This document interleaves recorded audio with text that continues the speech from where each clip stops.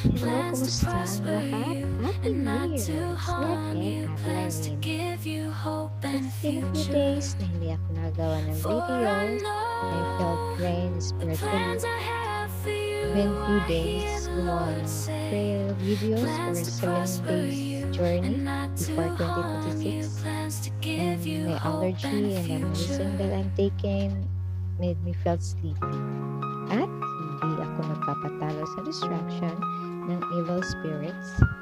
And thank God nagawa ko ang 7 videos. I believe God hears our prayers. There's 2 or more people calling His name ay nandun siya. Lalo na if we pray for each other. It's New Year, new journey for those who wanted to restart, reset, and refresh for the next chapter of their lives. We hope you will do it with intent, maturity, and you will let God lead your move to a better you.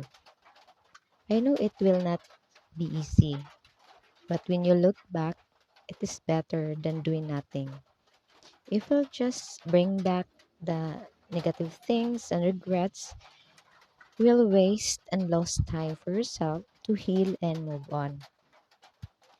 May mga bagay na hindi na maibabalik at may mga bagay na maaari mo pang gawin as long as God give you the chance to live. You can do so much more than you think as long as you are just focused on your goal. Just do it one step at a time.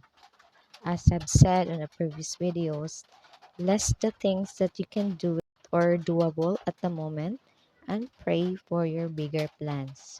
According to the Bible, if you can be trusted with small things, you can be trusted with bigger blessings. God can do supernatural provision and it will happen fast.